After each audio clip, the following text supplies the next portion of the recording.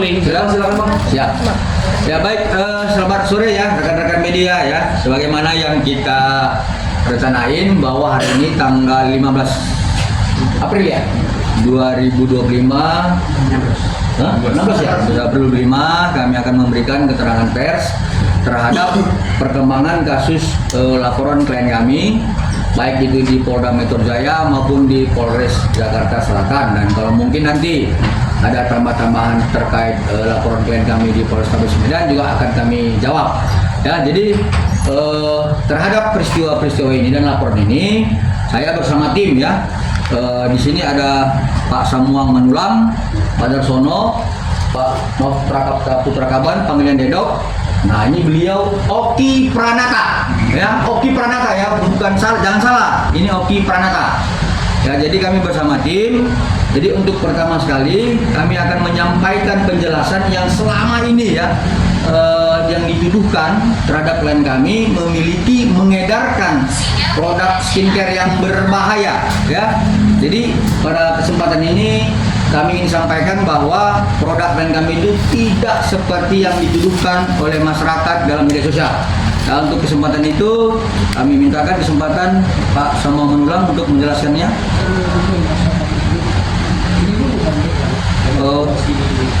Di mana? Enggak dulu, ini belakangan. Baik, terima kasih rekan-rekan pers atas kehadirannya terkait mengenai adanya narasi bahwa produk klien kami ini sangat berbahaya. Itu memang jelas kami bantah, karena apapun yang dinarasikan pihak ketiga itu tidak bisa dapat dibuktikan. Memang kami melihat ada beberapa review di media sosial, kami tidak perlu sebutkan, itu sudah seolah-olah menggiring opini bahwa produk klien kami ini sangat berbahaya. Dan bisa kami pastikan bahwa itu sudah sesuai dengan standar BPOM dan itu mempunyai izin edar. Jadi ketika ada para pihak yang mengatakan produk ini berbahaya, ini patut diduga ada konspirasi pihak ketiga yang mencoba menggiring opini seolah-olah produk dari klien kami ini berbahaya. Ini patut diduga ada persaingan bisnis ataupun ada unsur yang untuk menjatuhkan klien kami ini di mata publik. Karena produk ini sangat kita bilang seksi untuk dibahas. Dan yang membahas ini kita lihat juga adalah para pesohor. Dan kita lihat para pesohor ini kan mempunyai artinya buzzer atau apapun segala macam itu, ya kita lihat saja. Tapi pada faktanya kami garansi bahwa produk dari klien kami itu tidak berbahaya. Itu bisa dibuktikan. Ya, ketika ada yang menarasikan bahwa ada pembelian dari produk ini, itu kami bantah. Karena penjualan terakhir dari produk kami ini adalah pada April 2024. Dan itu tidak pernah diperjualbelikan di e-commerce di Lazada. Dan itu diperjualbelikan di TikTok dan di Shopee.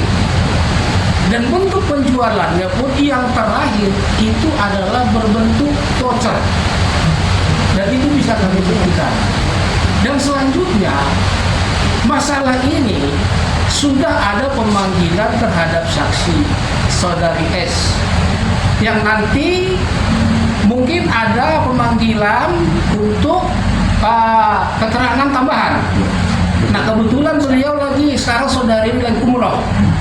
Beliau yang persis mengetahui kapan pembelian, kapan produk ini diberhentikan penjualannya, bagaimana teknis untuk penggunaan daripada produk ini. Saudari S ini yang paling mengetahui.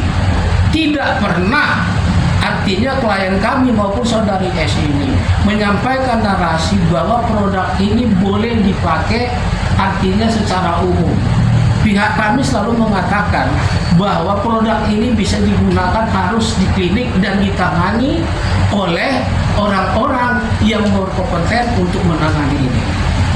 Jadi untuk sementara ini yang bisa kami sampaikan bahwa produk kami itu sudah kami tarik berhenti penjualannya pada bulan April tahun 2024 mengenai adanya penggiringan opini yaitu di dalam YouTube seolah-olah produk ini adalah milik kami. Ya, memang itu sangat mirip. Ya, untuk itu kami berharap juga bagi para penyidik untuk memanggil pihak-pihak yang menarasikan bahwa produk kami ini bermasalah. Jadi ini yang bisa kami sampaikan untuk sementara ini. Silakan rekan Darsono ingin menambahkan. Baik, terima kasih Ketua. Jadi perlu rekan-rekan ketahui bahwa klien kami menjual produk itu di sekitar tahun 2023 April ya, dari bulan April. Dari bulan April awalnya produk itu dijual melalui e-commerce. Dan dalam perkembangannya di April kita karena ada kebijakan dan melalui online dijual kembali melalui voucher dengan menggunakan voucher pada bulan Mei. April tahun 2024. Jadi perlu kawan-kawan ketahui bahwa ada narasi bahwa BP POM pernah menarik produk itu. Namun perlu juga kawan-kawan ketahui yang ditarik itu bukan produknya. Yang ditarik itu jadi ada peraturan dari Menteri Kesehatan bahwa produk itu tidak boleh dilengkapi dengan jarum suntik. Karena waktu produk klien kami itu diedarkan masih ada jarum, sehingga kami tarik kembali produk itu. Dan terakhir ditarik pada tahun 2024 bulan April. Adapun BP POM menarik itu pada tanggal 13 November tahun 2024. Artinya produk itu kami tarik kembali, baru BP POM mengeluarkan kebijakan itu. Jadi mungkin itu sementara. Adapun berkaitan dengan turut serta pasal 55 terhadap kasus ini, ada beberapa pihak yang terlibat di dalamnya, namun pihak penyidik tidak menarik pihak-pihak itu. Untuk itu kami mohon kepada pihak penyidik, orang-orang yang katakanlah berketerkaitan dengan masalah ini, mohon untuk diperiksa kembali supaya dihadirkan, supaya perkara ini betul-betul terang benerang. Mungkin itu. Ya, baik. Jadi pada intinya adalah Perlu saya tambahkan satu lagi. Jika ada pihak-pihak yang menyatakan, yang menarasikan bahwa itu adalah produk kami, tolong itu dibuktikan dengan bukti pembeliannya. Benarkah bahwa produk itu dibeli, itu produk kami, dan kapan dibelinya?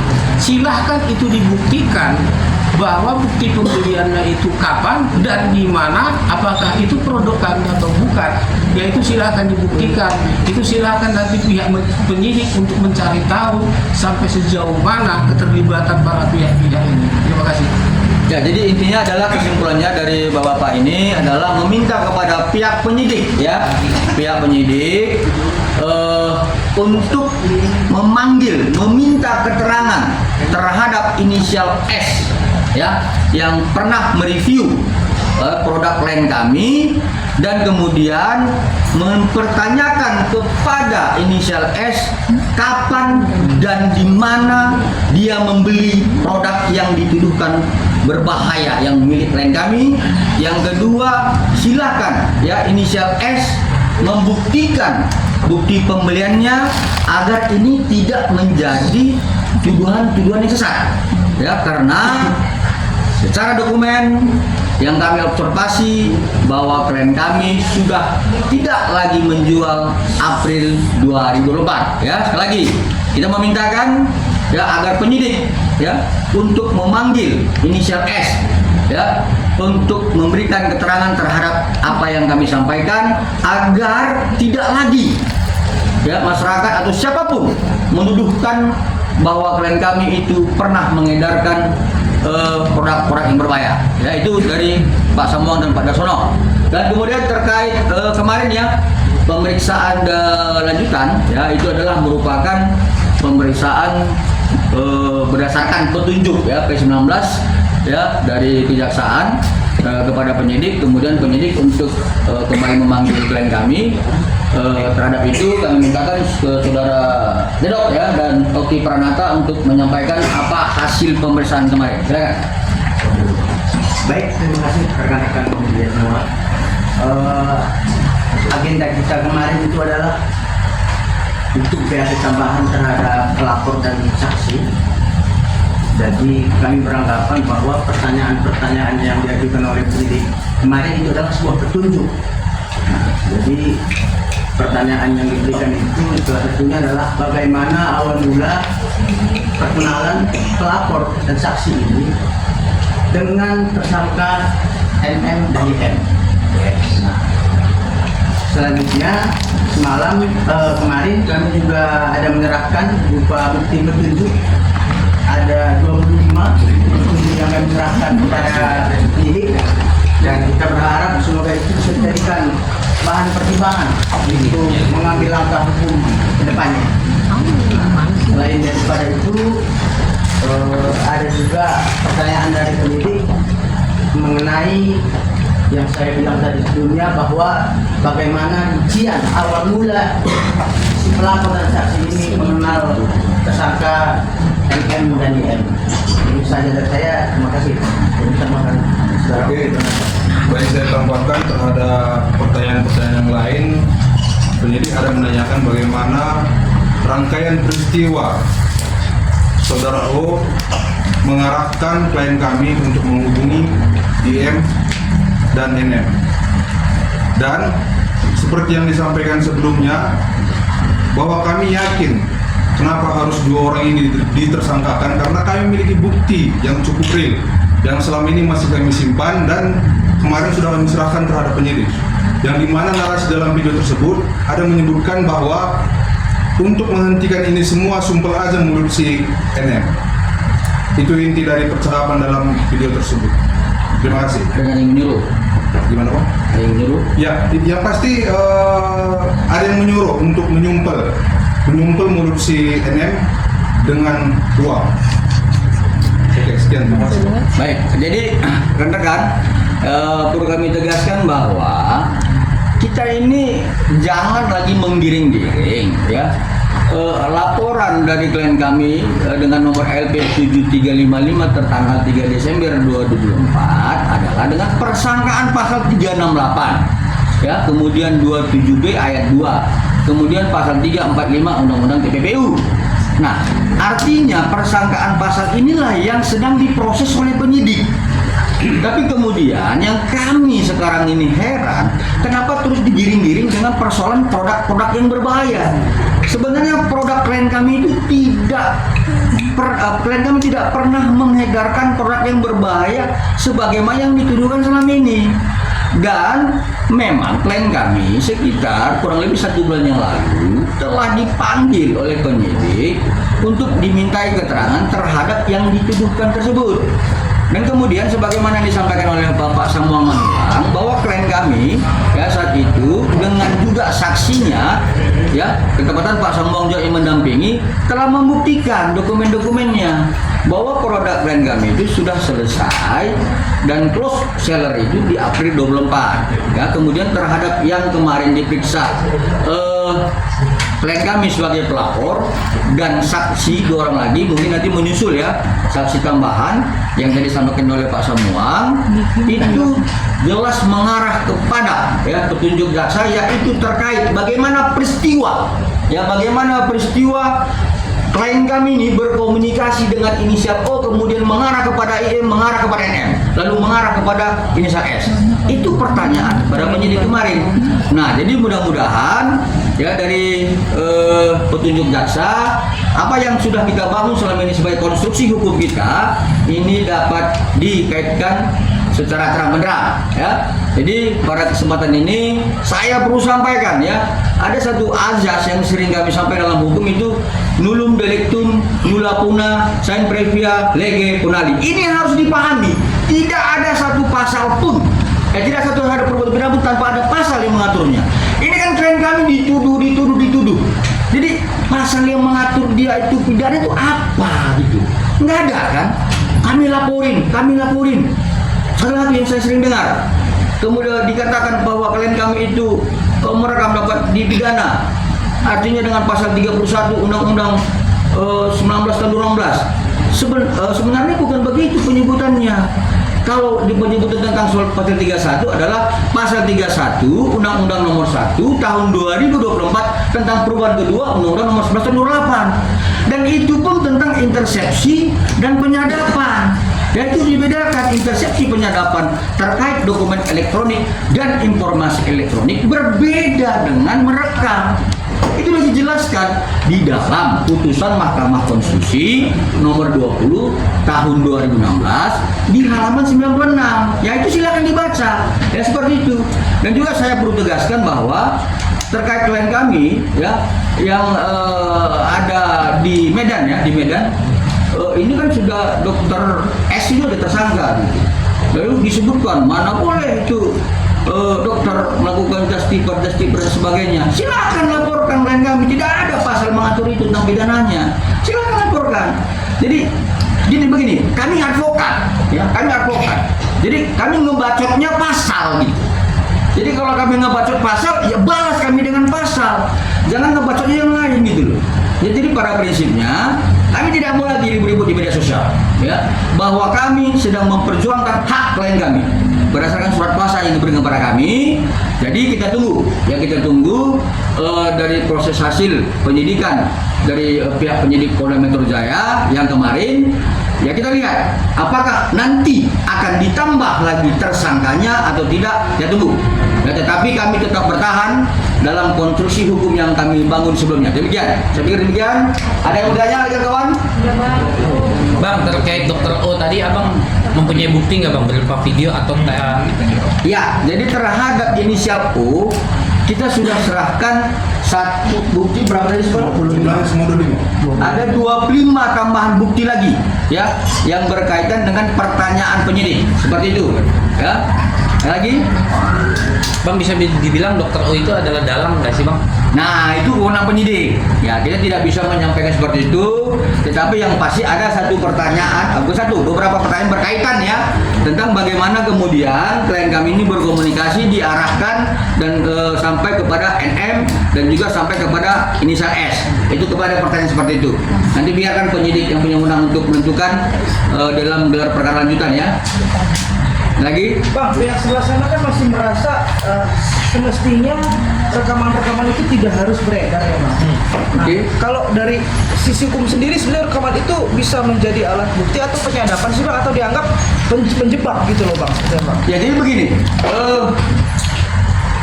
di dalam Undang-Undang ITE ya nomor 9 tahun 2008 kemarin di pasal 5 hal ini memang betul-betul menjadi satu persoalan ya. Tetapi kemudian berdasarkan putusan Mahkamah Konstitusi nomor 20 tahun 2016 seperti yang saya sampaikan tadi, yang dapat dipidana itu adalah barang siapa yang melakukan ya intersepsi penyadapan dokumen elektronik ya dan informasi elektronik itu dapat dipidana. Seperti ini, handphone saya ini disadap, bukan direkam ya, disadap, diintersepsi oleh yang bukan penegak hukum, seperti yang bukan kejaksaan, bukan penyidik, bukan KPK, tapi orang lain dapat dipidana. Tetapi merekam itu dengan frase yang lain disebutkan itu di pasal di halaman 96, silakan dibaca ya kawan-kawan ya. Yang dibaca di putusan Mahkamah Konstitusi nomor 20 tahun 2016. Artinya apa? Kalaupun hal itu menjadi sebuah pidana, ya berarti putusan-putusan pengadilan itu salah dong. Nah, lanjutannya seperti ini, banyak di daerah-daerah lain seperti di kampung saya itu melakukan rekaman-rekaman terhadap tindak pidana seperti ada perjudian, ada misalkan perselingkuhan, ada misalkan narkoba. Nah itu kenapa nggak ditangkapi? Nah jangan disamakan intersepsi penyadapan dengan merekam. Lagian kan klien kami ini kan melakukan perbuatan merekam itu dengan pertama dengan tidak sengaja karena memang dia suka live, lalu kemudian ini kan dengan tujuan untuk penegakan hukum. Ya, tapi kalau juga pihak sebelah sana keberatan terhadap hal ini, laporkan saja gitu. Kami akan hadapi. Ya seperti itu. Ada lagi?